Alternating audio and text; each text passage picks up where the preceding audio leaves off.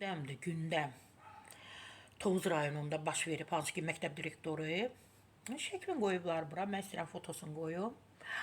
Orada hansı ki, o mərasimdə olan direktor deyil, burada sadə, saçları sadə, çox belə məsum dayanıb, amma məclisdə orada belə sinəsini vermişdi qabağa, yuxarıdan aşağı.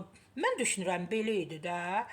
Yəni orada hamı ona təzim edirdi. Hamı onun qarşısında dayanmışdı. Hamı onun barmağına, nə bilim, qulağına falana nələrsə qızıl əşyaları taxmaq istəyirdi. Hər birisi istəyirdi ki, məktəb direktoru onu görsün ki, həmin şəxslər oradadır. Əzizlərim, bundan sonra o qədər siz etdiniz, cənfəşanlıq etdiniz. Bu məktəb direktorunu işdən kənarlaşdıracaqlar.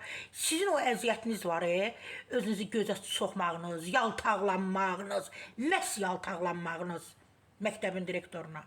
O işdən uzaqlaşdırılandan sonra nə edəcəksiniz? Görək nə deyim məktəbin direktoru və Tovuzda olub da hadisə.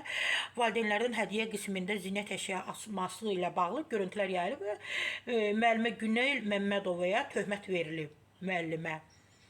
Qafqaz İnfo Teleqrafı istinadən xəbər verir ki, adı çəkilən müəllim də iddialara cavab verib. O valideynlərin bu addımdan son anda xəbəri olduğunu deyib. Hədiyyə gəldikcə onu valideynlərə hörmətsizlik olmasın deyə qəbul etdiyini bildirib. Məndən xahiş etdilər ki, tədbirlərinə qatıldım.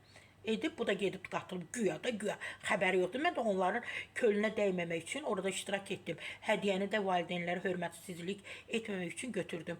Bu həddə çatacağını bilsəydim, götürməzdim deyə görüntüsü yayılan Günel Məmmədova deyib. Bax. Həmin Günel deyil, iddialı Günel.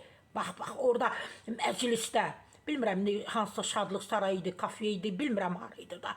Orada bir iddialı idi, yuxarıdan aşağı baxırdı hamıya, mənəm. Görsən, insanın aqibəti belə olur. İndi də özünün suçlu olduğunu boynuna olur və ona yaltaqlanan valideynlər və müəllimlər var idi, kollektiv var idi. Bax, gördünüz?